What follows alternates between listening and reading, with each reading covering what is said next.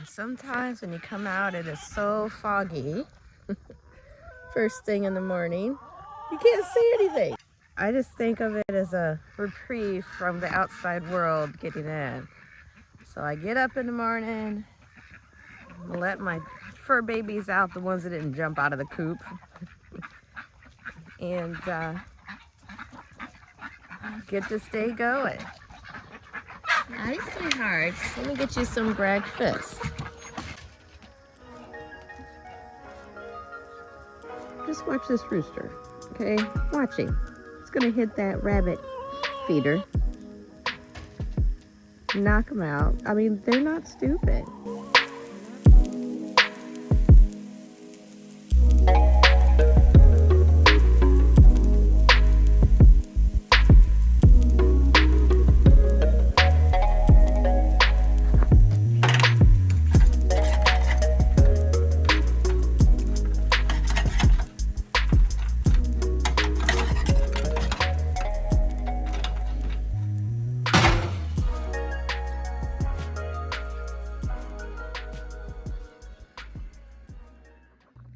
How's it going? Gonna do some tomatoes today. I picked up from the local Schnuck store. It's a local brand here in the Midwest, and they had Romas on their 10 for 10 sale, by the pound.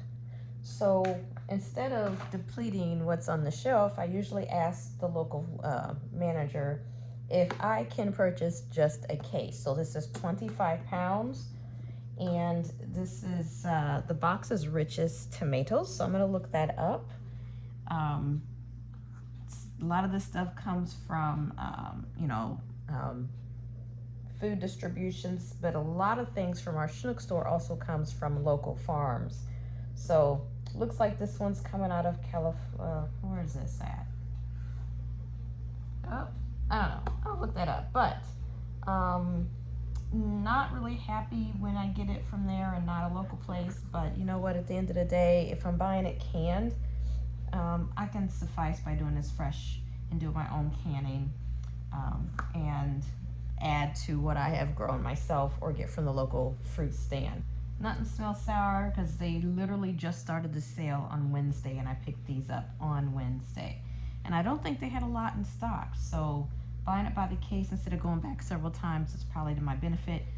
If you're gonna do that, make sure you process this in the next couple days before the gnats find them and the weight of themselves press on each other and start making it, rot. So I'm gonna go ahead and get these done up. But basically, I'm gonna put these through the food processor. I'm gonna give them a good wash, then put them through the food processor, and skin and all. I do not skin tomatoes, y'all. Not skinning tomatoes. And then I'm gonna go ahead and get these warmed into the stock pot. And then I will water bath these into quart jars. So while I go ahead and process, get it going, then that gives me time to get my jars sterilized and everything set up. So that's what I'm gonna do today.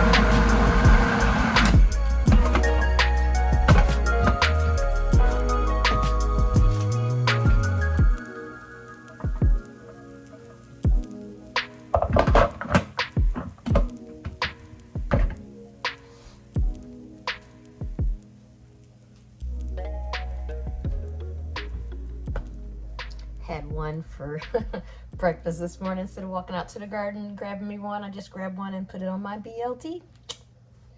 Okay, last batch, I grabbed out another stock pot. So that's 2 stock pots for this, 25 pounds.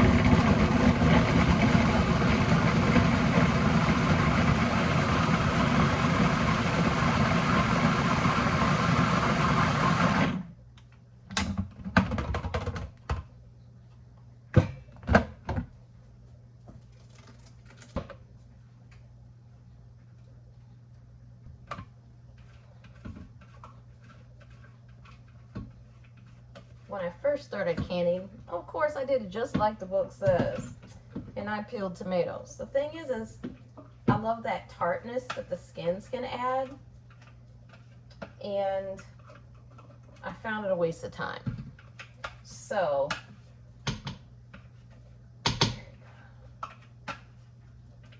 clean this all up.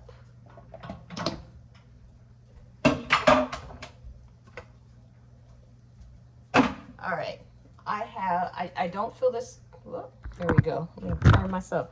I do not turn this, I don't fill the pot completely up because I want to leave room for some expansion. It gets a little foamy at first because it's getting whipped in the food processor, but I leave some room for expansion. So this is about 3/4, this is about halfway, so I'm gonna probably put a little bit over here just for it to have a little more expansion room. I don't mind if there are chunks. What I found is as I'm going about it, the chunks kind of fall to the bottom while I'm jarring it up. There we go, that looks more about even. Okay, so they're more about, there we go. They're a little over halfway. But what I found is, one, make sure everything's sanitary here. It can get kind of messy, but I found this is the quickest way for me to can up some good fruit market stands, especially if the tomatoes are extremely ripe and they mark a case down or two. But I can easily go through and get case done. All right, let me show you this. All right, so there we are. It's a little over half for both of these pots. And I'm gonna go ahead and get these both just simmering on low for the time being. When I get closer to the jars being ready, after they're sanitized, I will get it cranked up and let them boil for a good 10 minutes. That'll get it really nice, even, give it a stir as I'm going so it doesn't scorch. I do not add anything to this. I add a little salt and vinegar to each quart jar. So that's how I start processing it. But the outcome's gonna be a nice, good quart-sized jar of tomatoes. Now, while I'm processing this, make notes for yourself. I forget always to make a note of how much I get. I believe it was 14, let me see. I have to count how many jars I had. There's so many jars for the stock pot. So that way I know kind of how many jars to make sure I have sanitized, ready to go. And then inside of the canner, I can put in, I think it's about 7 jars. So I need to make those notes, and I actually write in my recipe books, into my recipe cards, all of my notes, so that way I'm ahead of the game for next time. I've been doing this for so long. I started canning when the kids were really little, on my own. I know when I was young, my grandmother was the only one that would can. She would help me do the jelly and some green beans. I also had to help her pick those green beans with the snakes in the garden. But don't mind that because I do that today. But yeah, so nothing like opening up a jar of tomatoes or tomato sauce in the middle of winter when it's really ice and snowy outside. It just smells so fresh. It just brings you right back to summer. So I don't mind. Like I said, you don't see skins. Okay, let me squish that. You're not seeing it. You want to make sure you blend it down enough to where the skin's not going to be an issue and it just blends right in. Whenever I'm making spaghetti sauce, I think in chili is probably our two top reasons for fresh tomato sauce. I do remove the bands because if it's going to unseal, it's just done, okay? And then it gets out to the compost. Out of 200 jars that I had for 2020, I went on a really big canning spree. And I just got through a couple jars that were still left behind over the past 2 years. I didn't can much last year, but like I said, 2020, I went crazy. So 200 jars in 2020. I only had 3 jars that just recently unsealed themselves. And I think it's because I had moved them around and I actually dislodged. So if you're going to be moving around your jars, leave the bands on, but do watch for seals. What I don't want is a false reseal where it might have a warm area you might have had it in and it unsealed and then resealed itself. It does happen. I have personally had that experience. So that's why I started taking the bands off. So once it unseals, it's just unsealed. It's normally still on, but it doesn't take much to nudge it. I only had 3 jars out of 200 do that.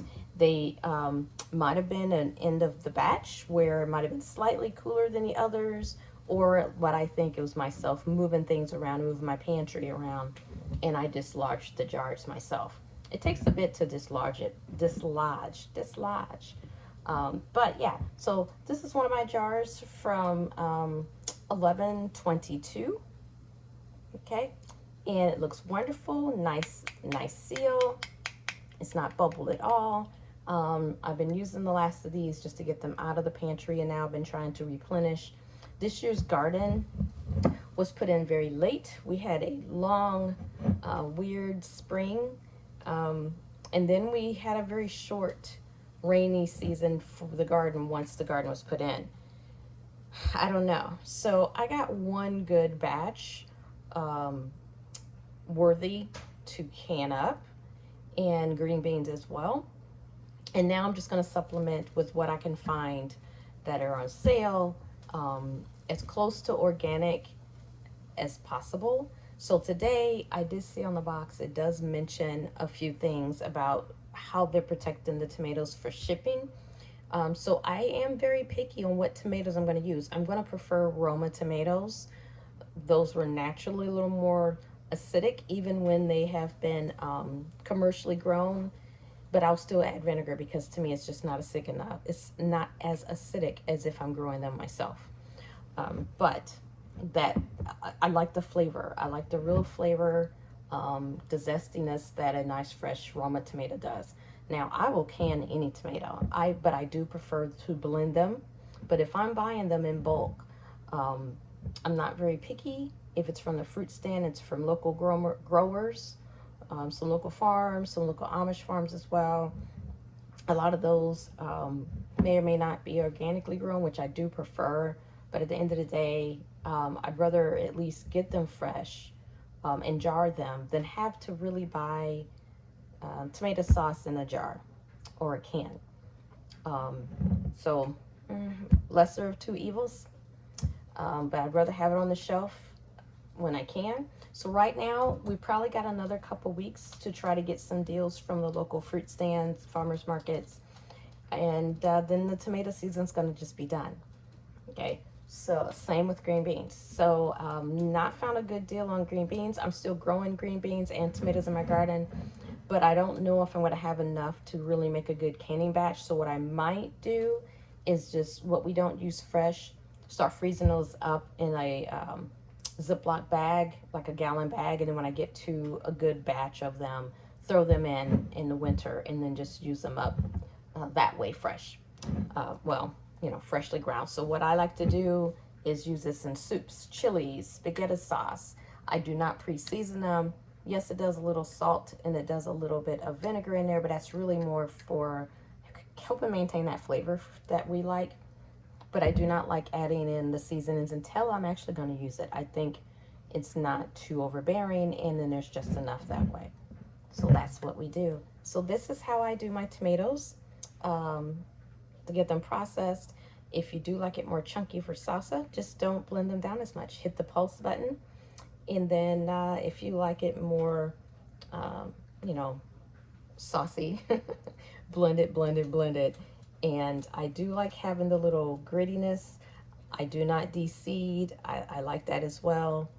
And this just makes the whole process so much quicker. So you can go ahead and stock up on those good deals that way. No good deals on corn at all this year, but we're still going because for the past several years, I've gotten some really good corn deals. I have not grown it for quite a few years ourselves. If I do, I like it off the cob, but I did go ahead and shuck quite a bit the last couple years. So we'll be good on corn. I don't even know how many jars I got down there, but it's a lot. It's a lot. So did not focus on that this year. Tomatoes and green beans are our #1 vegetables. We love a lot of things besides fresh greens, which just got the garden going again for the greenhouse. Now that the weather is starting to dip and get cool, the greens and lettuces will thrive in there again. So, all right, I'm gonna find this other stock pot lid. Oh, I think I know where it's at. And go ahead and get the water bath canner going so I can sanitize some jars. And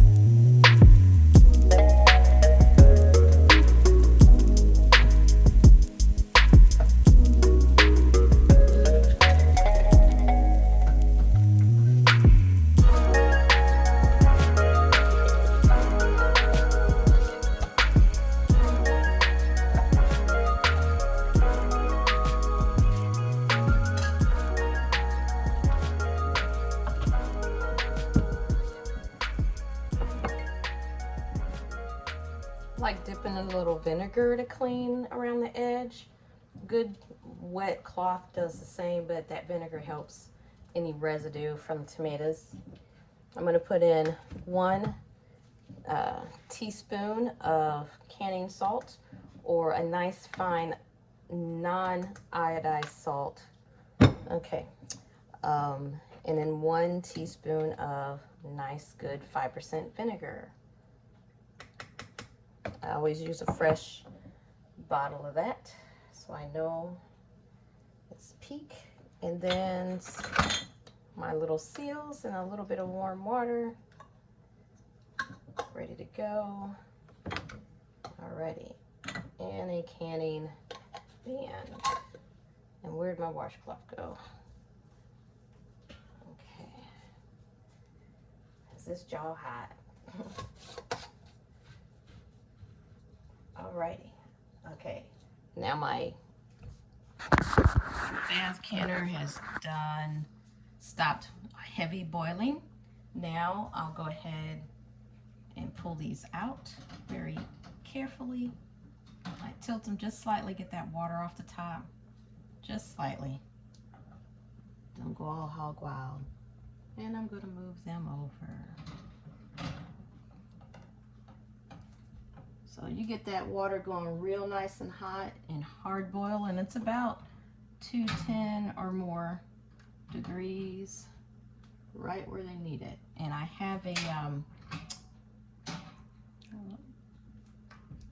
little heat gun, whatever you want to call them, to check my temperature as it's boiling. Okay. Now today I'm not using my Tatler lids, but I'll use those too. If you've never used any, I do have an old video canning, I think I was canning pears. I think it was pears. Using Tatler lids. So one of their earlier lids. I think they've changed them slightly, but it's still the same process. Okay. Those are ready to go in. And then I'm going to get my boiler boiling again. Make sure I have enough water. And I'll put in a dash, probably like a couple tablespoons of vinegar into my bath water. It helps with this little bit of residue because we live on well water. It does have a lot of mineral content, so the jars get a little foggy looking. So that helps with that. The funny thing about tomatoes is you never really know how much of the sauce you're gonna get. You can estimate, but all the tomatoes are different, and they're different every year, every batch, because some tomatoes are more wet, more juicy, more dry, more firm. These are paste, so they are pretty thick. And here there's a little left, so I'll just put that in something tomorrow. Maybe make up some chicken enchilada soup. But yeah, this is nice and thick, and sometimes I'll have a batch that's really watery. So, you know, if it is really watery, I might use it for soups or something. And if it's really thick, I might use it for spaghetti sauce. But on estimating, if I'm about halfway or a little over half on my stock pot, okay, then I'm gonna get about 7 quarts. Half to a little over half, maybe 3/4. Okay, we'll say half to 3/4 of my stock pot gives me 7 quarts. So I ended up with 5, 7, 12. So instead of 14, so I'm down 2, but it is really thick. So, and I ate 1 of the paste tomatoes, so that still would not have filled up the rest of that jar, maybe, but that's okay. I'm gonna put a lid on this, and I just had one. Where'd you go? And just put that in the fridge and use that up tomorrow while I'm cooking. So decided to go ahead and put it in another quart jar and not this, just because I was able to use a little bit more and get it jarred up from that extra excess. So yeah, that's how we do it. So because I did add a little bit more fresh water to this, I'm gonna go ahead and put in another little dash of vinegar in the water. There we go. It's got to get back up to boil, and then I will count my my 10 minutes of processing time. So right now, I'm just, so I don't get myself confused, I'm gonna add on a little extra time and then double check it. So be back. So this was the first batch that came out. 7 goes inside of this, zoom out, inside of that water bath canner. And as the evening goes, and something is wrong with that. I hope that's sealed okay. I don't hear anything, everything's good. But here in a little bit, I should start hearing them pop. But I've been using this Empire brand since last year. I picked up from Menards, and I'm quite happy with them. They don't exactly pop, okay? But I can come back and see that the nipple's starting to go down on quite a few, like that one back there. The nipple's almost all the way down. I mentioned I had a little heat gun thing. I found this at Harbor Freight. I have 2 of them. I have a little bit larger one. It goes over 400 something degrees. This one's 220, I believe. And it's really nice because on the outside, which is going to be a little cooler, okay, I can take a temperature real quick just by hitting it. So right now that jar is about 167 degrees, cooling off. Now these would have got over 200 degrees in the water bath canner. So I'm gonna go ahead and take a towel and drape it over that. Very rarely do I have one bust on me. Usually it's just because my old house, I had a vent that was in the kitchen and I wasn't paying attention. And by the time I went to go grab something to put over those jars, the cool air conditioner came on and zapped one of my jars. So that extreme temperature change will do it. See, now it's cooling off. It's 159. So yeah, this is kind of nice because you can kind of gauge. Now granted, the outside is going to be slightly cooler than what's actually in there, but I don't want to lift that back up. But I get an idea because I'm used to my stove. So it comes in quite handy You can also do it to check the inside of a pot while it's boiling, get it up to temp that way. Years ago, I used to use a candy thermometer, and I just found this is so much easier. And that's it. Have a good one. Find some good deals at the stands right now because you're running out of time.